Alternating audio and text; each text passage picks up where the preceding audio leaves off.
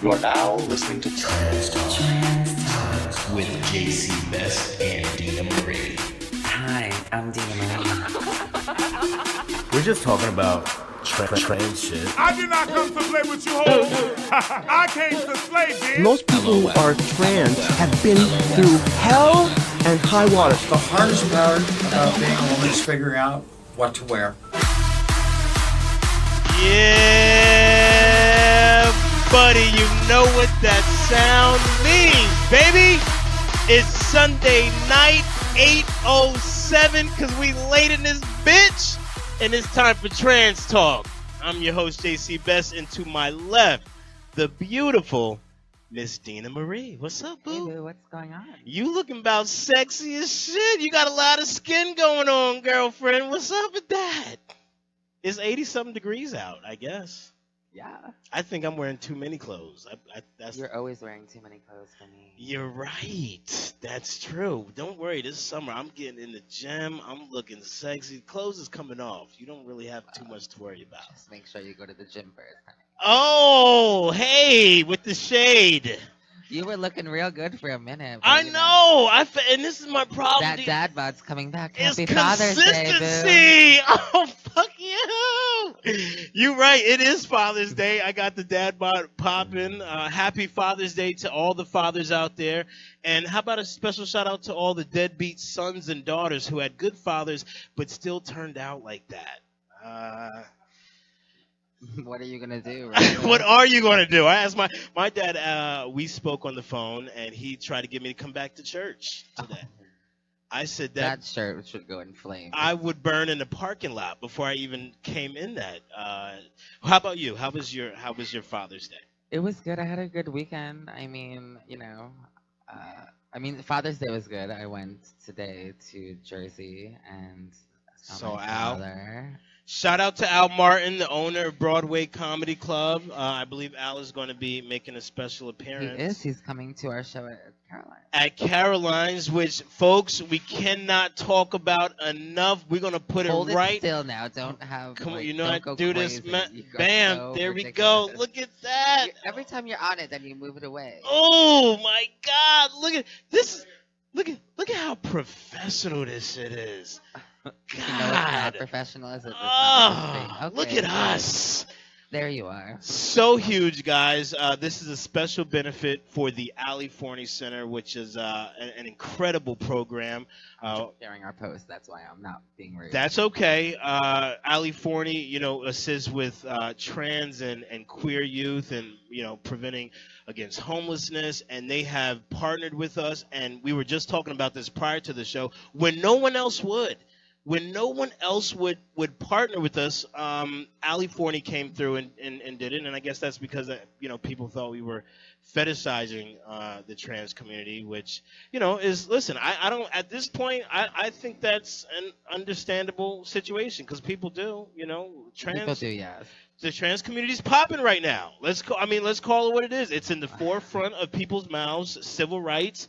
And, so I get it, but Ali Forney Center was happy enough to partner with us, and we're so, grateful to be giving back to them. And we've got such a freaking lineup planned. Yeah, it's going to be a really great show. I'm super excited about it. Jesus Christ. We got some drag performances. We got some comedians. We have an amazing band. We have an amazing Empire. band, the Lit Empire, which is one of the most fire bands in the city performing. They are fire. They're amazing. We've got an incredible segment with some very, I guess these guests are like at another level. I don't even feel right talking to some of these people. They're just kind of beyond, I would say beyond my scope. One of them is actually on the show today. Yes, I'm super A excited. huge score for us. We've got Dr. AC Demidon. I don't know if I'm screwing her name up, but probably am. Demidon. Okay, I messed it up. I know I'm gonna fuck it up. On the show, we've got Mel Wymore, who's the first transgendered city council person running in New York City. That's a huge thing. We got a lot of things going on. We've been giving away gifts and just having a really great time. And that's this Wednesday, June 21st at Caroline's. Trans Talk with JC Best Yes. and Please Dina come Marie. out and check us out. We would really, Please do. really love that. Please do. How have you been? But what's been going on with you? I've been good. Yesterday we went, me and James went to Jersey. Nice. Jersey, dirty Jersey. Yeah, and we went to my sister's graduation party. It was at my aunt's house. Okay. So it was James's first time meeting like a lot of my whole family. God bless that man. They loved him. Okay. But what did he think? Was he overwhelmed? He was overwhelmed. He thought that my aunt's house was like crazy. He was like, wow, because it's like a big house and like they have like a really nice backyard. It looks like a hotel. So he was like, wow. He's like was like in like shock. And like, how did everyone receive him? Everyone received him really well. For people who don't know, James is Dina's boyfriend. Now James is black, and we always worry about that. Dina, you know, I'm more worried about the interracial thing than the trans component. I don't, you know. Are you? I am. So did they all accept him? There wasn't no get out type of situation where he had to. He's not the first black guy I've ever dated. But we know you love the black dick. But what I'm saying is, James. well, I'm just saying. But this is your first. Like this guy, like James is. Well, no, we're very serious. Like we just moved in together and everything. Right. So, yeah. And everyone received him well. Yeah. Awesome. He made jokes about it being Get Out. I know he did. He was like, "Is this where the Get Out thing?" Who is going to an all-white family in 2017? You know, with Trump being the president, I don't know about that. We got off the train and like my sister was coming to get us. She called and she moved to the other parking lot. And then she's like, she was like, "What are you wearing?" And I'm like, "I'm wearing orange." And then she's like, "I see you." And I'm like, "Oh, there she is." And then James is like, "Well, it's not like there's any other black people here." So I of course can't. she's not. I can't. Where in Jersey? It's like Madawan. Okay. Madawan, New Jersey. All right, fantastic. I really want to get into our guests, who I'm super excited about. We do have a couple of news items that we want to cover beforehand. Yes. I say we go ahead and cover those, and let's get right in to the good doctor, because we have so many questions for her, and she's lived really such an interesting life. And God, you know what it is? I just think that there are people who are accomplished, but some of them ain't interesting. Personalities like wet dish rags, nigga. You are boring. Can we get some interesting people? So this time we have someone who's accomplished and expert in her field, and she's interesting and has a good sense of humor. So I want to get to that. But before we do, maybe you can go ahead and talk about a couple of the topics that you had prepared for us. Yes, I will do that right now. Excellent. Well, the first one is that the American Medical Association says that the trans bathroom ban will have severe mental health repercussions. Oh, I got louder. Yeah. Yeah, that makes sense. Basically, you know, it shows that, you know, by banning people from the bathroom that I guess they identify with, you know, from their sex, you're gonna fuck people's heads up. I mean, I'm just giving you guys the lay members, you know, the lay definition. Yeah, it makes sense to me. I don't know. Could you imagine? No, I mean I can't. No, and aside from like mental health, like, you know, it's also like can be like physical. Like someone can. If I went into the guy's bathroom, like that's not gonna dangerous. Be a good thing. Right. Could you imagine if someone said, "Hey, Dina, you would have to go. You have to by law use a male bathroom." That would, like, I don't even. Are people dumb? Yes, clearly.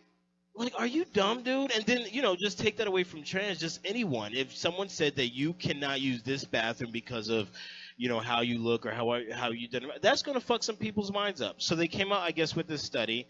That makes perfect sense. Was there anything, you know, in particular about it that you saw that jumped out at you? I'm guessing that they're talking about primarily North Carolina, right? Because in New York, it's open.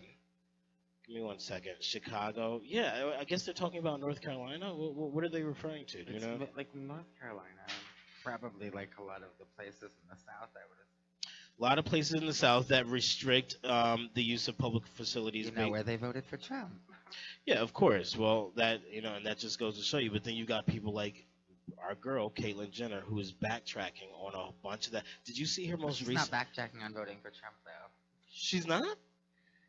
She said that she doesn't really regret voting for him. She just thinks that he's messing up in some ways, but she doesn't think that he messed up all that. This is the shit is that again? Is that a privileged type of situation? Who says that? How can you not regret? She was a white male for 65 years of her life, a Republican white male who had a lot of money, and she's not dealing with the stuff that a lot of trans people are dealing with because she has the money to go out and do what she wants to do.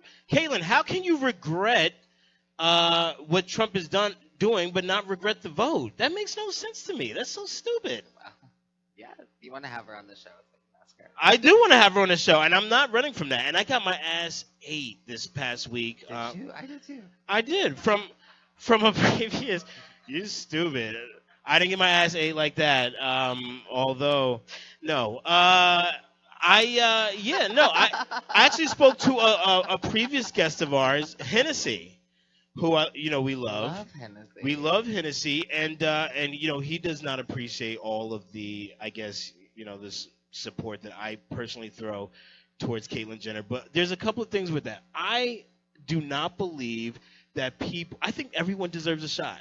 I guess coming from my background, being conservative, rejecting everyone, and now living the way I'm living now, I don't like to see people within communities fighting, even if she is conservative. I think that we have we can reach out the hand and help this bitch, and help her instead of, disregarding her and saying, oh, she doesn't represent us. We don't want her to be a part of it. Like, that's not right. That's what queer people used to be rejected. So now you're going to do the same thing to someone else because she's conservative? Listen, that's just my own controversial view. Whatever. I'm giving everyone a shot. Fine. Like, let her do what she wants to do. I'm just, I still support her. I think that people need to stop, like, calling her Bruce and calling her. Yeah, you don't think people should dead name her? Respect that. Understood. She just makes dumb decisions sometimes. Okay, so yeah, that makes sense that people would be psychologically affected by banning them from using a bathroom. Simple. There was another article that I thought was interesting and actually kind of positive. Yeah, the army is moving forward on transgender training. Like, great. Even though, the Army is preparing to integrate transgender soldiers into the service despite an indefinite hold on the decision to permit transgender individuals to serve in the armed forces. Okay, but now there was an Obama policy that I thought allowed trans people to actually serve. So if anything, Trump is trying to dial back on that as well. Trump is dialing back everything. Okay, so here we go with this issue. 1952. I'm mixed, boo. I'm mixed on this issue as well. I don't love a lot of, I love servicemen and I appreciate the sacrifice that they make, but I don't really support a lot of these quagmires and these, some of these wars that we get into. So again, I'm just a little confused. It's like, yeah, I don't want queer, gay, lesbian, trans people to be discriminated against. But as far as I'm concerned, if I don't support war, why would I be happy that trans people can now fight in unjust wars? I go back and forth. I mean, do people think? Well, a lot of people might not support wars, JC, but they still should have the right to serve their country if they want to. Fair. Yeah, I want people to serve their country. So what you gonna serve? You're gonna serve by going over and killing some people for money, for oil, for shit that doesn't make sense? I don't know. Okay. So I guess now we're opening up and now allowing people to do things that I don't, think is great anyway. I don't know. I go back and forth with this. I'm curious what the guest has to say on this as well. Maybe she's got some opinions on that. But I don't just because I hear an announcement being made, I don't really jump and get excited. I like to analyze all the facts and see if this is really helpful or not. But whatever. Anyway, that's great for people who serve in the armed forces. Sad for people who are being discriminated against as far as bathroom is concerned. Come to New York City, folks. If you're in backwoods Alabama and you're trans and you're gay, just come on to New York City. We'll take care of you. You can get whatever you want here. Maybe not, actually. Probably not an apartment. It's really expensive. There are still issues here in New York City, but god darn is it probably better than the town that you live in. I think we should just go ahead and jump right into our guests. It is already late. We're going to have to go over a little bit as it is. Let me go ahead and pull this up. Give me 1 second. Bam, bam, bam. I want to make sure that I get this right. Maybe you can just talk while I'm figuring out her information. What would she like? I don't know just how beautiful you are. I love that am we're sorry. both wearing orange. You know, this is what we naturally do. We naturally match. We're a pair. I'm telling you, if James wouldn't have just came in and ruined everything, we would have been married probably. I'm sure. Okay. All right. Here. Not like we didn't. Oh, stop it. Okay. Well, All I right. didn't try. You did try. You're so aggressive. All right, here we go. Joining us today, folks, really an esteemed guest. We've had a few, and this one, boy, is I would say probably going to be one of my faves. I'm very excited to bring on the show the Assistant Clinical Professor of Medicine at Quinnipiac University's Frank K. Netter School of Medicine and the Yale School of Nursing, and a member of the World Professional Association for Transgender Health. We got a very small crowd joining us. Why don't you go ahead and give a round of applause for Dr. A.C. Dimmadome. She's here in the building. Clap it up for our little live audience. Come on in here, A.C. Have a seat right there on the stool. There we go. Take that mic if you would. Thank you so much for joining. Thank you for having me. AC, you came quite a ways to be here. Yeah. You currently, I believe, you're stationed in New Haven, Connecticut. I am, but I live in Norwalk. You live in Norwalk. You said the way you said that was kind of Norwalk. Yeah. No shade. I love Connecticut's okay. Connecticut is all right. Connecticut's kind of lame. I mean, I hate to say that. Well, I mean, a gal like me in Fairfield County, Connecticut is not like when I roll up in Starbucks. It's just a little. Just a little. Yeah. Extra. Yeah. something. Yeah. So, You currently have your own practice I do. in New Haven. I do. And I said Yale, but it's actually is it at Yale? it's or? not part of Yale. I teach at Yale, though. Okay. What can you tell us a little bit about your practice that you've got in New Haven? I do LGB and trans primary care. So right now, it's primarily about 80% of my patients are trans. Right. From 13 to old. And we're about to open a second office in Stamford. And, My hometown. Yes, your hometown. You can be a patient. You keep saying that kind of Yeah. like on the slide. I will be a patient. Okay. You're not I saying can't anything. wait. I'm very You do. Wait a excited. minute. You do STD. Yeah. I will mean, definitely sounds be like a you need to patient. be right STD. STD treatment. STD stuff, HIV treatment, care. All of it. HIV prevention stuff. Get it. All of that. Yeah. Amazing.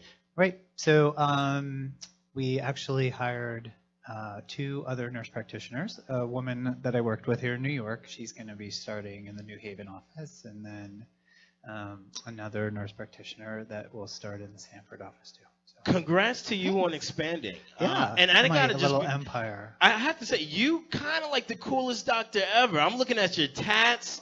If I had a doctor with tats on and you rocking the mohawk with the bamboo earrings, yeah, I'm coming back to you. Yeah. So you. Who has a doctor like this? Seriously. Come on. Usually doctors like, he's kind of a little tight and stuffy. And no, you look Yeah, I mean, fun. well, thank you. I'm not sure that like when a 14-year-old trans kid's parents see Roll me up. in the office, that they're always like assured. But yeah, it's fun. I think in New York or San Francisco, you might run into a few medical providers like me, but Right. looking like me, but certainly in Not in Connecticut. Fairfield County, Connecticut. Yeah. probably. We want to get the lowdown on everything. We'd like to start out, I believe, with career. Joe, we think that Dina's mic is dead. If you could turn that back on, I believe. Oh, might just be dead. Okay. All right. Pass We that can on while we share. get. Yep. And I want to make sure everyone's got drinks in the audience because we have such a nice. Paul, thanks for coming. We didn't know Paul? when you were going to show up. You're drinking Thanks, here. Paul. Keith, do you have drinks? You still that vodka cranberry? Okay, we got coffee here. I just want to make sure our audience is replete with drinks here. Tell us a little bit. How long have you been practicing medicine? I have been practicing. I have to tell you how old I am. No, we're not asking a woman how old she is. We just want to know how long you've been doing medicine. So I started working in 2004. Okay. So 13 years. Okay, 15 years you've been practicing, and you went to school, I believe, in Philadelphia? I did. And then I went and I did my training in central Pennsylvania at Penn State. And then I moved to New York.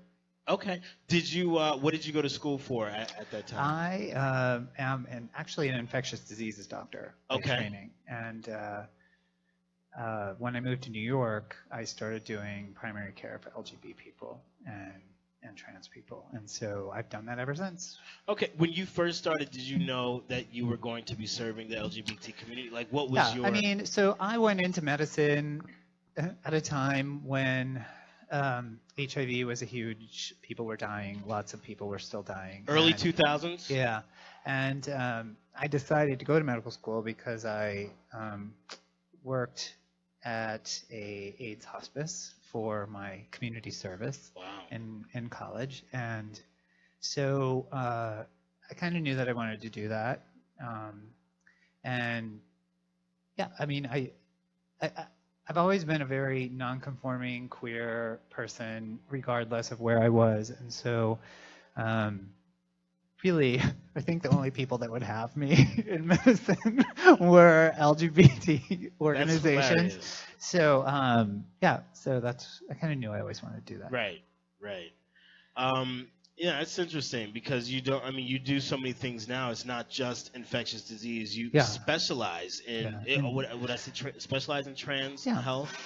I mean, that wasn't a thing when I was in school, and that's some of the work that I do now is trying to make sure that is a thing in medical schools and advanced practice nursing schools, is so that when people come out of school, they're not like trans people. Like, what are they? You know what I mean? Right. We didn't learn anything about them, and the average American medical school spends 1 hour in 4 years on trans healthcare. So Really? yeah, so that is part of what my sort of like big goal, overall career goal, is to make sure that when providers come out of schools that they don't sort of feel like they have the right to say, oh, I don't take care of trans people.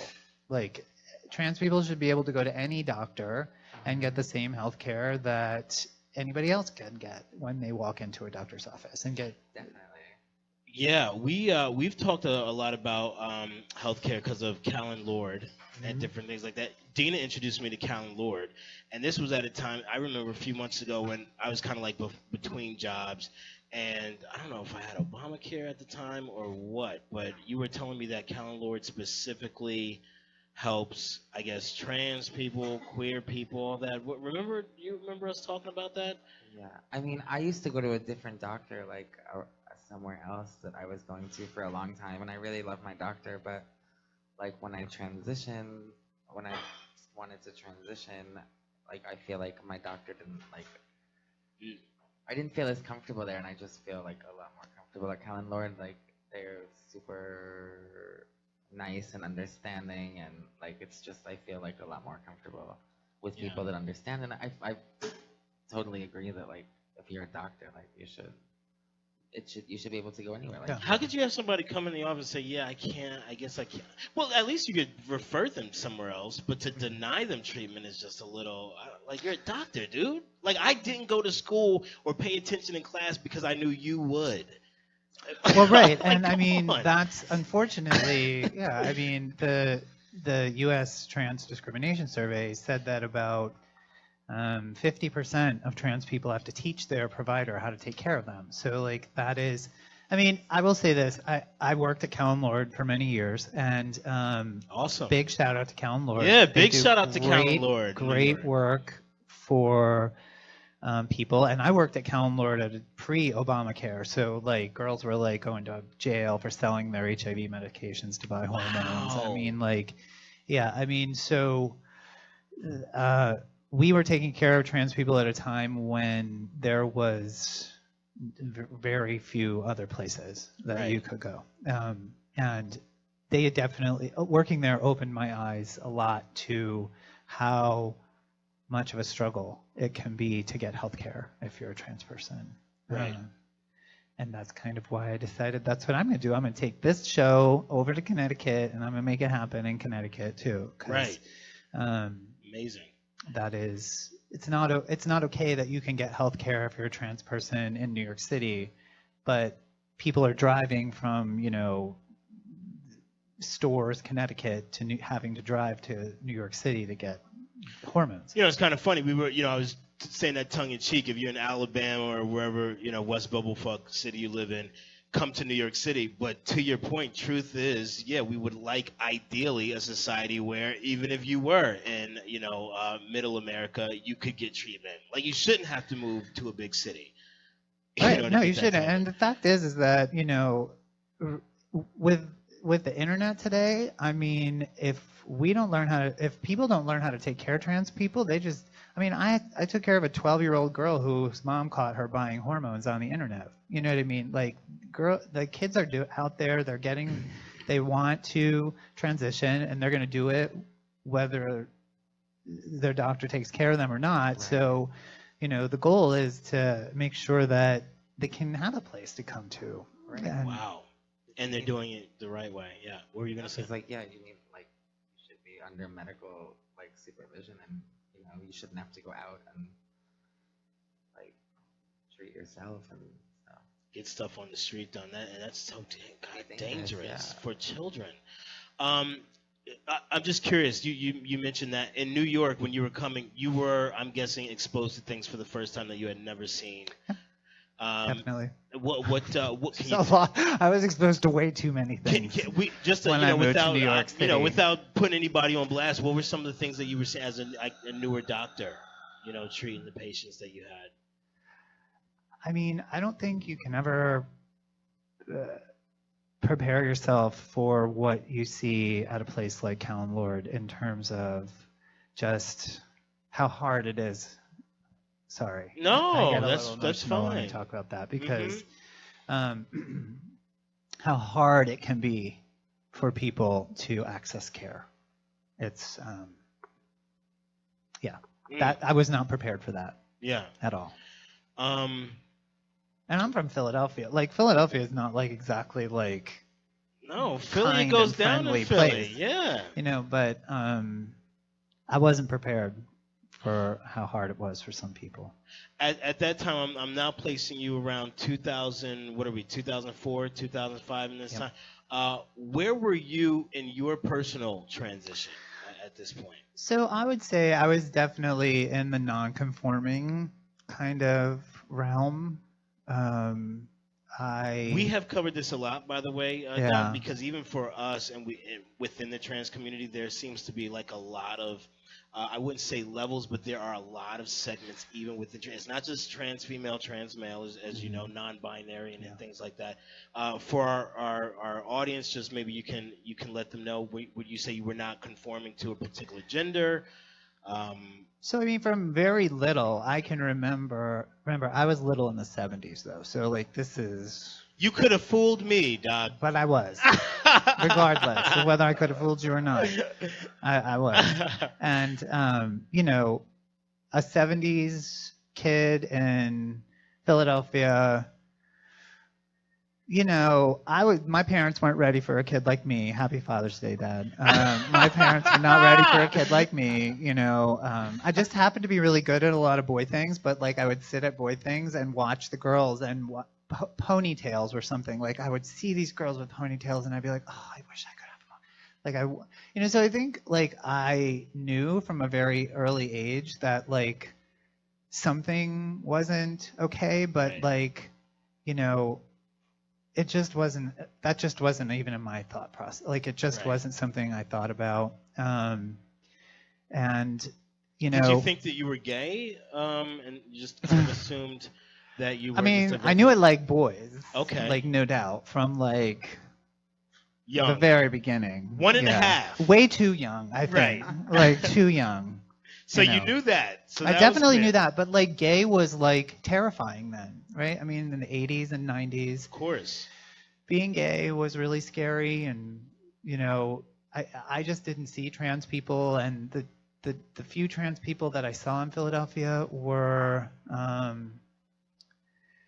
you know, they were like, they had really rough lives, and I was scared of that too. I was a very scared kid, and so I stayed in school and played sports and did all this kind of jazz, and so, but I never sort of like believed that.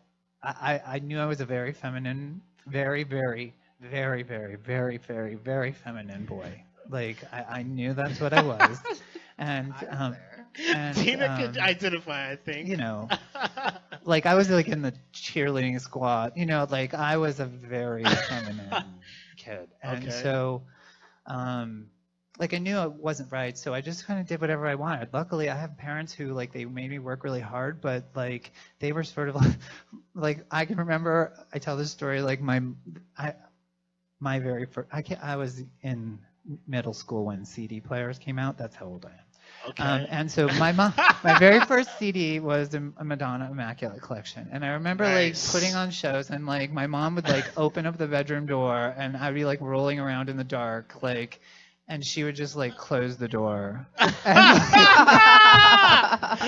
I want to say I don't know what And this she would is. just sort of be like, I don't know what's going on in there, but I'm just gonna close the door.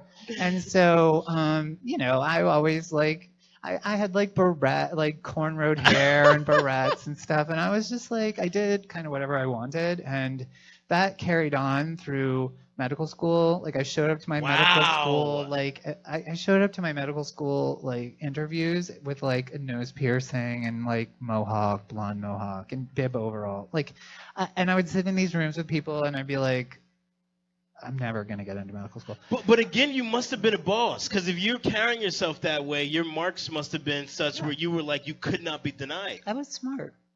I That's was I was smart. Love that's, it. That's what you know.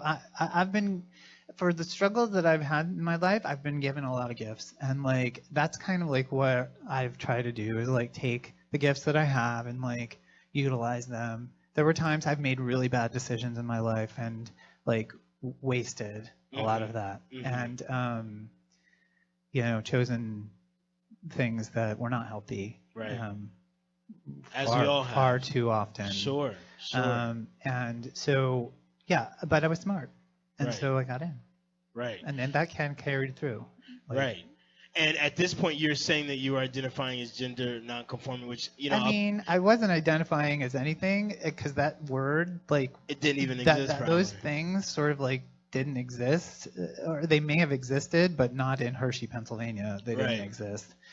So, you know, or maybe they existed in Hershey, but like, So they certainly didn't exist at Penn State Milton S. Hershey Medical Center. Right. And so I just kind of lived my life however I thought that I should. Right. And then I moved to New York. And that's when things got, you know, that's when things turned up a little bit. Sped Girl. up, if you will. Amen. Sped Amen. up is the exact right word. They sped way the fuck up. Yeah. Dina and I have made no short, you know, of letting people know that we're just regular people. Even a lot of the terms we've learned, you know, through doing research and stuff on the show. But like, even still, I don't think we're confused anymore. But I mean, You're confused. well, man, okay. When it just a little brief when it comes to like you're saying gender non-conforming and non-binary, right? Even that, it's just, you know, people ask me, and I do my best to try to explain the difference between someone who does not identify as the binary that they were assigned with, and gender conforming, which means you just don't conform to, I guess, the stereotypical behaviors of a. Like, maybe you can kind of help us. I'm struggling explaining it, and this is our show. I hate this. It's hard. I mean, so I don't think I think I have always known and identified that I am female. Like I've always known that. That's my important, I think, for the audience to ability know. to express that was very limited. Okay. Beyond like, because in medicine, in 2005 or 2000, I started my postgraduate training in 2000. Medicine was not ready for a trans woman. Like I was terrified that I would never have a career, that I would never. So I pushed it as far as I could push it, but all of my behaviors, all of my life have been always of a woman. Like Gotcha. there is no question of my identity. Wow. That to me. It's just that my ability to express it have been challenging. Super important. And do your family, sounds like that they received you regardless, or maybe Yeah. did they receive you regardless? Whether because you kind of coming out twice, right? Your first. I came out twice. Yeah, I came out twice, and it was like this big dramatic scene.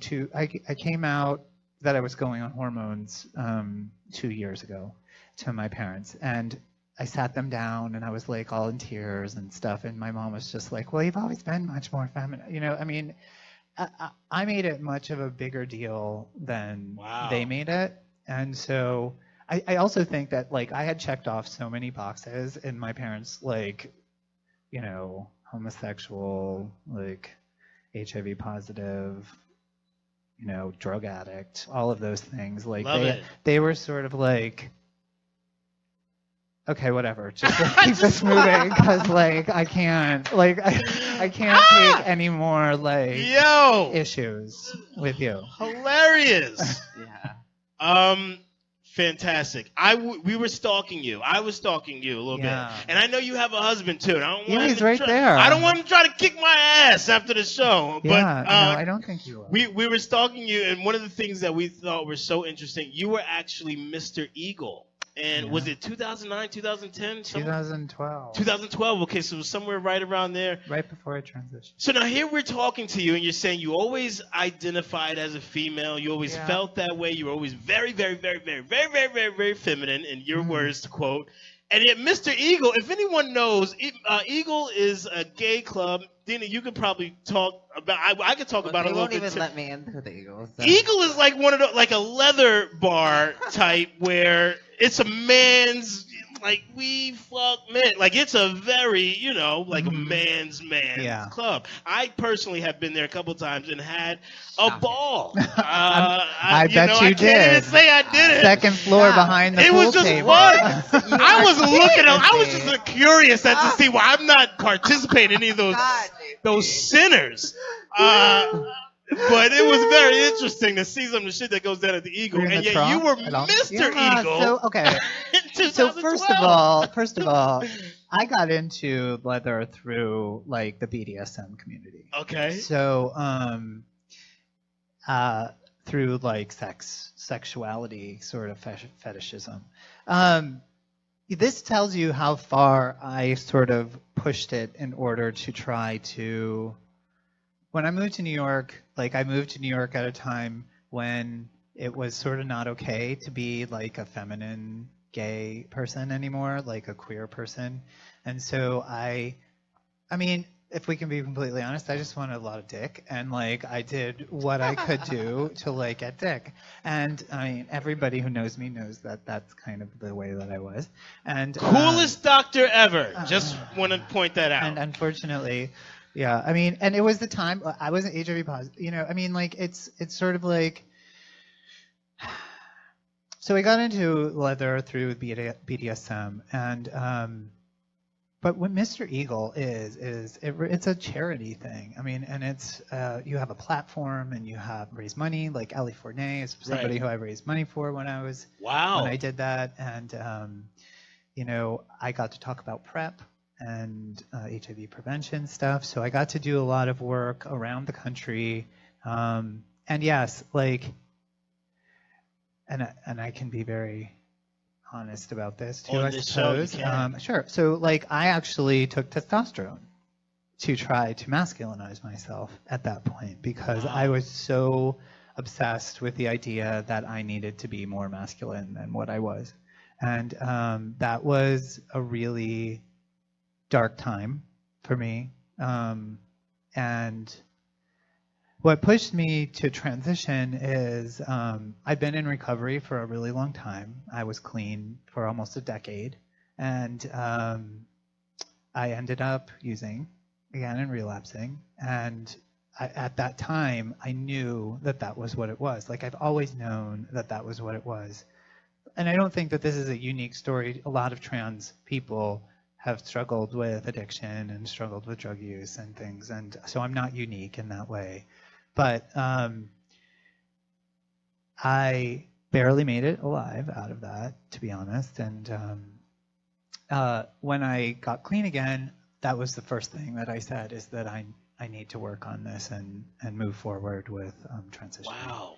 And so it's been, it'll be 5 years again in November. But yeah, so that from that point on, I said I'm going to do whatever I need to do to move forward. And it's like crazy to me. I was working at Calum Lord. I wasn't like in Alabama. I was in Hell's Kitchen, and it was harder for me to transition in New York than it was for me to transition outside of New York. Wow. Because I sort of had this like mystique or whatever, this kind of thing that I needed to be more masculine than what I was. And it caused me a lot of problems. Wow.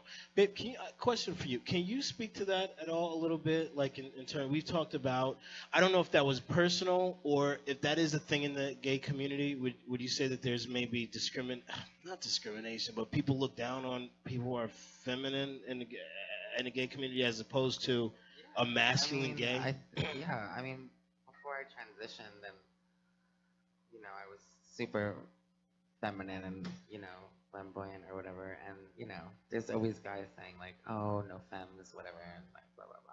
You're trying to go out and trying to date, and guys themselves are not in the femme. Yeah.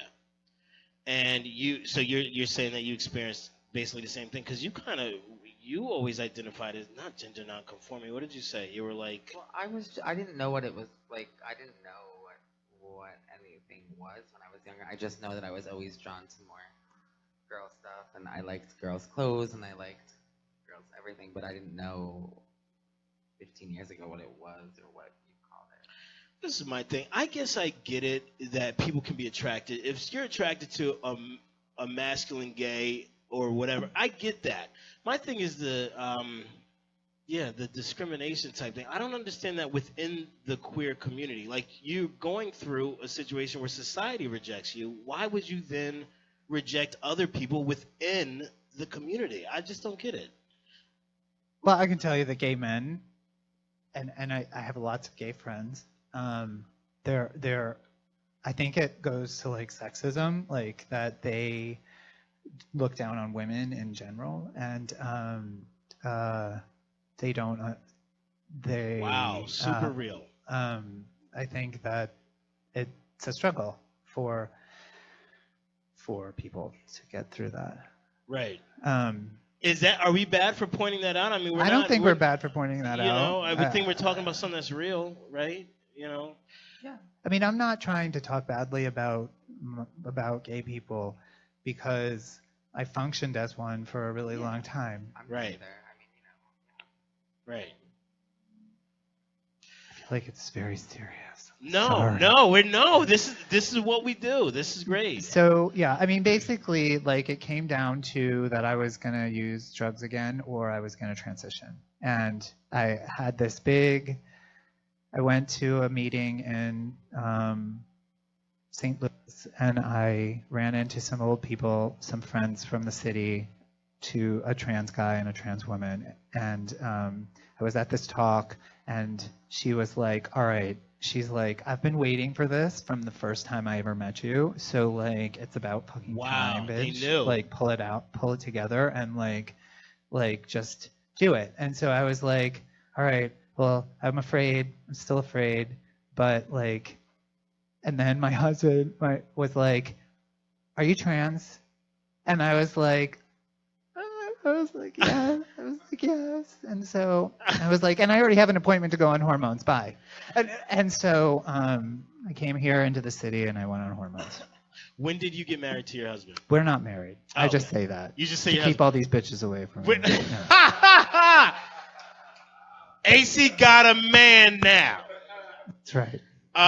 When did you meet your lover, your So partner? we've known each other we've known each other for a really long time, like 2003. I hated him because he was dating my ex at the time. The scandal. And it was very scandalous, and I went around talking about him to everybody and saying all kinds of bad things. about him. Hilarious. We Um, about to bring him on the show. He's got to say. We need to bring him on.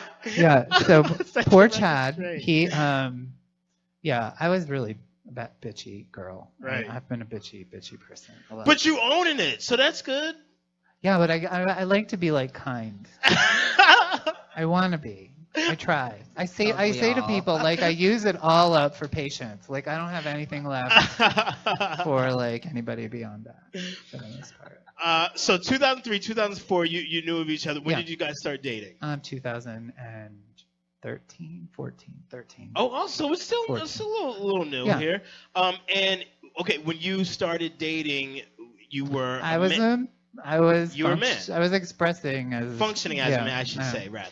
But so that was a challenge too, because I finally met somebody, and then I was like, all right, well, I'm gonna fuck it all up. Here And we then, go like, again. here we go again, and thankfully that has worked out. I actually want to ask you. I don't want to put him on the spot, but I am just maybe you can speak to functions. Because people do transition when they're already in relationships. How do the partners deal with that? That is a big change. Well, I mean, so when it comes to this is like the mix of sexuality and like gender and how it's weird to cross over. But listen, sexually, like It was all good. I was never like there was no connection to anything down here. I didn't win the leather title for the front, honey. I won it for the back. So This is why we couldn't get some people to support us, because we talk about stuff like this, but this is so important too. That's real. That's so authentic. I love it. I mean, we never sexually had any like. Very compatible. You Yeah, were we were compatible. compatible. Everything was good. I mean, yeah. But that was another thing that I knew about. Like, I never had a connection with my genitals. Like, I've never Right. had any connection to that. So I think that was another, dysphoria, if you want to use that awful word, like Sure. dysphoria. Sure. Okay, so so you're in a healthy relationship. You're starting 2 years ago. You mentioned HIV positive. You said that a couple of times. Can we ask, what that was like?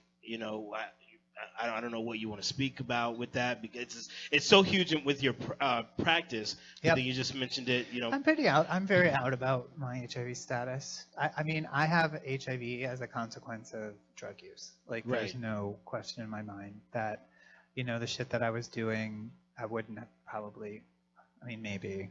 I wouldn't have done as much. Right. I probably would have done a lot of it, but not as much of it. Not as many different people. Yeah, I mean, that's just a part of my story. Right. I don't even think, with the HIV Equals campaign and different things like that, which I love these kind of newer campaigns, the stigma is still there, obviously, but I think that there's been a lot to, I don't know, with PrEP and PEP and, all of these things are now being undetectable and all that stuff. It's almost like the stigma has gone down, no? Or maybe it hasn't. I don't know. Maybe you can speak to that. I mean, a I little don't think in the trans community it has gone down a lot. I think that this is one of the, when you think about for trans women, I mean, we are one of the populations where, a Still lot not. of the messaging for HIV prevention has not been directed towards trans people. I Really? mean, New York City is doing a better job. Dimitri Daskalakis. Well, who's the message is going to? What? Just I don't understand. Going to just the LGBT community as a whole, and not specifically trans. What do you mean by that? I mean, I think it's for gay men for the most part. So if you Interesting. don't know that, if you look at a marketing campaign and it's like all these like dudes like hugging and kissing and Right. you're like, that doesn't apply to me, Right. so I don't show up. Rates of, and I read this today, HIV rates are increasing. It looks like in specifically just trans, and it looked like, from what I remember, black trans women was a huge issue. You know, Huge. I mean, in 2008, there was a study that said that 57% of African American trans women are HIV positive in the Wow. United States. They say that like 30% of all trans women are HIV positive. So wow. that's like the prevalence of HIV in the United States is 0.4%. So when you look Wow. at, if you're a trans woman, you're 49 times more likely to be HIV positive around the world than cis women. So We've never talked about this on the show. We've never talked about this. Do you think? Can you speak to a little bit? Why, do you know? I think why? it's because medicine has not treated trans people very well. I think that they have not engaged trans women. I think that if you can't go into a doctor's office and have yourself affirmed, then you just don't go back. Wow. Right? I mean, that is the reason why HIV care for trans people has been so shitty, is because doctors' offices do a really shitty job of affirming trans people. Right. We've talked about. Have you ever had a doctor that wasn't LGBT not friendly, but just like have you ever had a regular doctor? Not in the longest time that I. It's been a while. Because I wanted to know that if you could actually speak to the differences between the treatment you might have received between like an actual LGBT centered, physician rather than somebody else. But no, you've always. Yeah, for the longest time. I know Callan Lord specific. Like even when we went in Callan Lord and we were promoting for the show, we wanted to put up our flyers and stuff like that. Yeah, it was packed in there. It seemed, I don't know, it just seemed like they don't turn anybody away. I don't know too much about it, but it seems like the facility's constantly trying to help Yeah, people. they're opening an office in Brooklyn now too. Oh, Yeah. are they? Yeah, Yeah, and they opened one in the Bronx yeah, too. But my fear is like a trans woman going into an emergency room, for instance, if your ID doesn't match what your presentation is, or your insurance card doesn't match. They put like a bracelet on you and everybody calls you by the wrong pronouns and everybody uses your dead name, and like it can be You've had this really happen, Boo? dangerous, Yes. very dangerous. Or an urgent care center, it can be Yeah, really dangerous for trans people. And unfortunately, even in some HIV testing places, I mean, Gay Men's Health Crisis does a lot of HIV testing, but it's not the trans women's health crisis. Like, where the fuck is the Wow. trans women's health crisis? Because, Wow. like, in my mind, the people who have the crisis right Are the now trans are people. trans people, not, I mean, gay men certainly, and again, like, I don't mean to sound You're like, not. I'm not talking badly Right. about gay men. What I'm saying is that that trans women need to have their own space right. too. And if we have the trans women health crisis HIV testing center, then more trans women might go get HIV tested there. And Do you think that's the solution, to kind of just open up trans-specific facilities? well, that's what I'm doing in Connecticut. That's true. So I That's don't why. know. That's why I you're mean, personally. I so might be important. wrong, and a lot of Yeah. people might Awesome. disagree with that. Awesome. A lot of people, they want to integrate, they want to do this, they want to bring, integration into healthcare, but like the ship's not the fucking. This is an emergency. Like we can't be fucking around with this anymore. Like the house is on fire. We need to get the ship put out, and like we can't be waiting for every like community health center to decide, oh, I'm going to integrate trans care, and like they can't even figure out how to call people by their right pronouns. Wow. Like, so, I mean, HIV needs to be treated like the emergency that it is for trans women. So, Right. I mean, maybe I'm just an impatient bitch. I mean, I ask Chad. I am. I guarantee you I am. I'm very impatient. But, like, I Chad see is this- drinking coffee. Chad, I will get you a rum and coke or a shot to get whatever you need to deal with the situation. I got No, you. it's... All right, no alcohol. Wow, I get it. Like it's crystal clear why what you do is so important. I mean, it's like it's clear as day. I don't know of anyone else in your predicament who is, I guess, trans and treats. Do you know of anyone at Callan Lord who is a trans person that actually treats trans people, who specializes that? I don't. I know you're Dr. Duet. Yeah.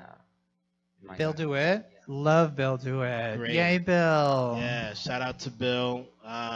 You know, There are a couple of trans providers at Callan Lord. yeah. I don't want to blow their spots up, but there are some people. Right. It kind of makes sense that people are going to be more comfortable when you are so open with your life and you're so transparent, that people are going to be comfortable with you. I read some of your reviews. It's like you're the best thing since sliced bread. People love you, you know, and I guess it's because I'm guessing if someone comes into your office, they can expect this type of warmness, you know, that you're displaying now. Yeah, I mean, you know, just like if you call my office, then you get people ask you on the phone what pronouns you want me to use with you. You get okay, like I know, like what gender do you want me to put on your chart? What name do you want me to put on your chart? Like These are things that doctors' offices don't regularly do. No, doctors' offices don't do this. Like that's the kind of like when you have a place like Callan Lord or some other places in New York, like you don't.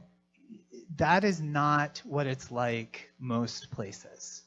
So like I read a lot of, if there are people from other places watching this show and you ask them, like they would say, that's not my experience with medicine. It's not. And it's the only fucking place in medicine where people can get away with that bullshit anymore. For trans people. Like, you can't get away with that shit. Like, you can't be like, you know what, like, you're not black.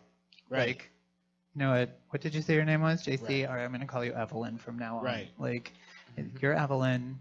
That's because that's what I've decided you are. You're say, you know. And we're dealing with a situation we talked about a little bit. You know, up top, Dina was talking about it. You know, even legally speaking, like with the bathroom bill. I don't know if you can speak to anything like that. But now the, you know, what was this? This is not the APA. What was that? American AMA. Mental Association. They're saying that this causes serious psychological harm to say certain people cannot go to the bathroom of their choice. It's like I can tell you from seeing patients. Like when Trump was elected, I had 3 kids that night say they wouldn't go to school because they were afraid to use wouldn't be able to use the bathroom anymore.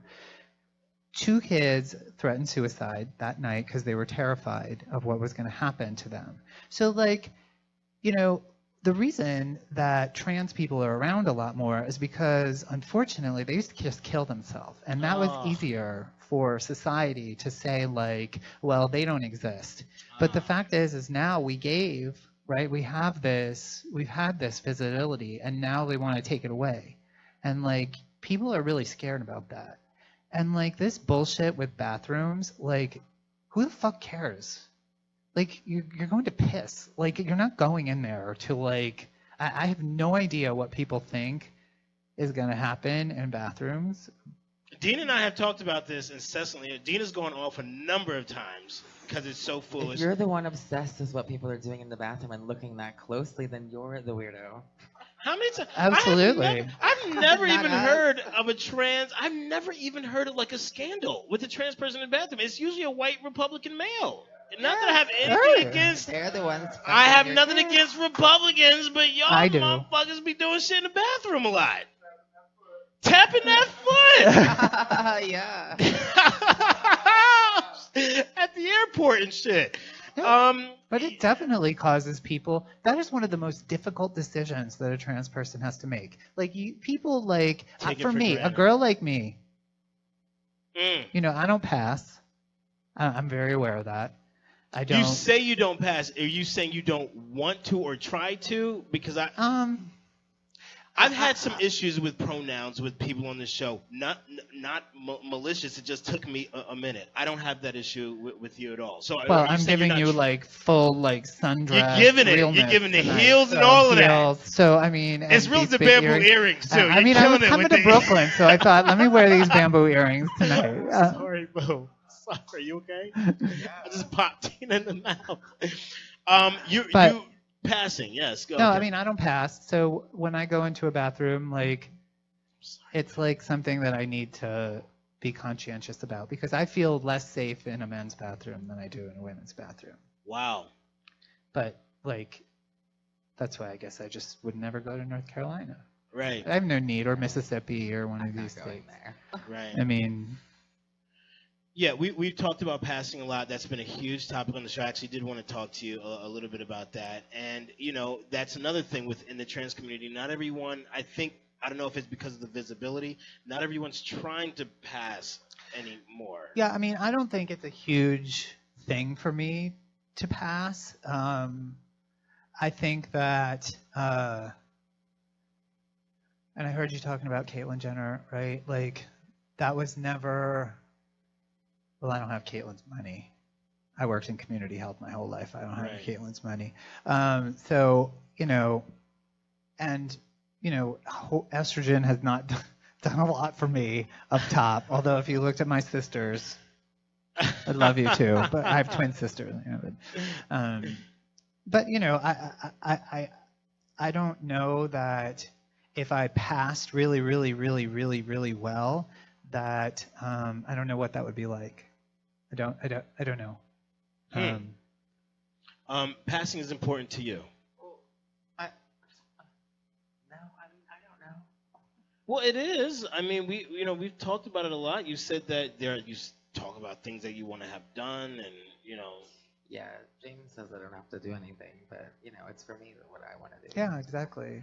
It's her choice. It is I guess it's individuals. Yeah, it's everybody's choice. But that's a big thing with the mainstream community, and we do have a large mainstream audience because the purpose of this show was to initially, you know, was to bring this type of conversation to the mainstream where they don't know, you know, and people say ignorant stuff like, oh well, if she don't, you know, take her penis off, or if she doesn't, I mean, I'm just being direct, you know, whatever voice surgery, or, you know, whatever people do, if she don't do this, she's not a real woman.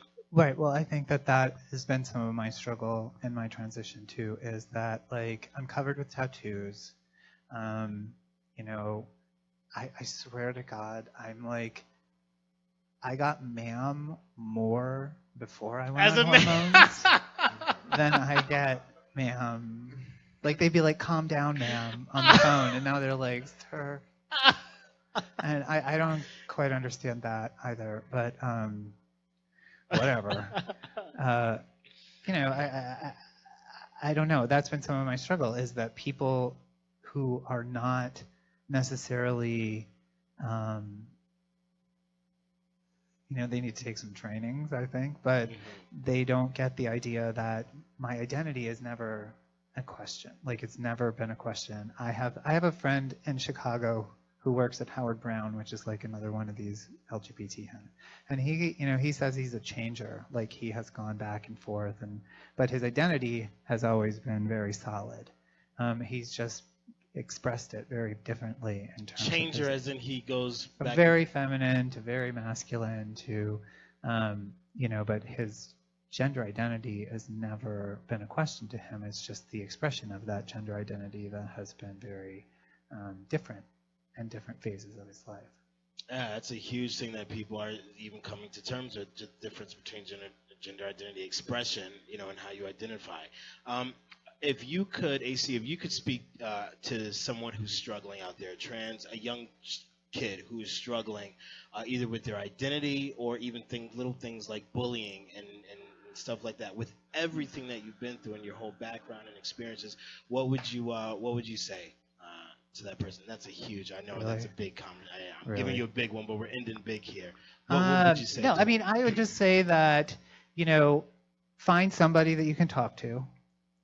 Do not let this be something that it's not going away. Like, find somebody to talk to now, because once people realize and can express themselves and to affirm themselves, it makes life a lot easier for people afterwards. There are doctors and providers out there who want to take care of you, and if you have to make your way to New York City or New Haven or Stamford, Connecticut. Stanford or New Haven. Stanford or New Haven, Connecticut. Feel free to do that. No, but I'm just saying, like, there are people out there. I know there are these Facebook groups and different kinds of things, all kinds of stuff that you can definitely, you're not alone. You are not alone. Like, I think that isolation is the most challenging things for a lot of people. Wow. And so, like, you're not alone. We're out here. No matter what the fucking White House says, we still love you. Like, 100. and we will, there are people who love you. So, like, Love it. you know, just find those people and stick with them until you get to be 18, and then you can fucking do whatever the fuck you want. That's a good note, guys. Am I right? That's a good note to end on. Beautiful, beautiful words. Beautiful words. Dina, actually, same question to you before we get some of AC's projects. If you could speak to anyone out there who's being bullied or whatever, what's something that you would say to a young person, a young trans person coming A out? lot of the same stuff. I just think well, I told you when we started this show, if I could save like one person from killing themselves, then How impactful would that be? You got some amazing things going on. You talked about opening up a new practice in Stamford, Connecticut. Where can people find you? Maybe you can just speak to a little bit about some of the other things that you've got going on. So, you know, people who are watching this interview, they're interested. They can come check you out, stalk you as I did on Facebook and different things like that. So you can go to my website, drdemidant.com. You can find me on Instagram at the Only Queen AC, Yep. and Twitter on at the Only Queen AC, and on Facebook. My Facebook page is there. In terms of projects and And things. projects. Right now, I just got funded for a grant for incorporating trans-affirming healthcare into medical school curriculum at Awesome. Quinnipiac's medical school. Awesome. We just applied for 2 HRSA grants for homelessness and trans people, and trying to do a needs assessment for the state of Connecticut. Wow. And yeah, I mean, and we just got a new puppy. So, yeah. So that's a huge project. Ursula, you can find her on Instagram at Ursula the Brindle Frenchie, French bulldog. No, yeah. So a lot of stuff, a lot of big things. You know, if you're in Connecticut and you're looking for a healthcare provider, certainly our doors are open. Wonderful. If you ever want to flee New York City, Come the on doors up. are open. I told you I'll be up there. As long as you do STD testing, I'm Yeah. there. Full- Every full- couple of months, I full might come check screening. you. I don't know. Oral swabs, anal swabs, the whole 9 yards. You don't need everything. any anal swabs over here. Believe that. Allegedly. Um, You can self-swab. We'll teach you how to self-swab. we are. This is so raw. Okay, we are so thrilled to have you this coming Wednesday too. You're Oh gonna join yeah, us I'm again. so excited. I know a couple of people there. That so yeah. that'll Oh, be that's fun. great. We got a nice little crowd planned. You're gonna love it. It's gonna be very entertaining. Some of the questions are gonna be hard hitting, but I'm sure you're gonna be ready. Okay. But that's very important. You can find Dr. AC at our Trans Talk live show this Wednesday. Yeah, and all of the people in New York, all my friends in New York, I fully expect you to be there. or else Hello? I will shame you like endlessly. Hello. Until you show up. Wednesday, June 21st, 7:30 p.m. at Caroline's on Broadway. It's going to be a hell of a show, and Dr. AC will be on the segment, the panel segment, where we'll be, interacting with the audience. We'll be asking some really fun and some tough questions that people want to know the answers to. This has been fantastic, man. Super fun show. Thank I'm you so so happy to much. be I'm here. so happy to be here.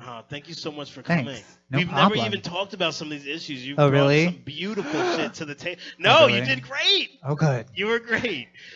Dina, where can the people find you, boo? You can find me on Facebook, Dina Marie Martin, on Instagram at Fabulous Dina Marie, and on Snapchat and Twitter at Fabulous Lady D.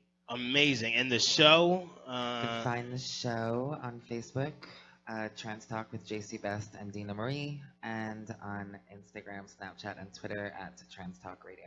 And you can email us if you have any questions at transtalkradio@gmail.com. Yes, and guys, listen, if you're just tuning in or you're a new listener, subscriber, please check us. We're everywhere, man. iTunes, Stitcher, YouTube, SoundCloud. We're all over the internet. Check out past episodes, see how we've grown, and how things are culminating here with our 6-month anniversary with this Caroline show. I'm JC Best. Google me, bitch. I'm everywhere. This has been another episode of Trans Talk. We will see you next week. Somehow we will see you next week. Okay? Take care. Have a good night. Bye. Woo. Trans Talk.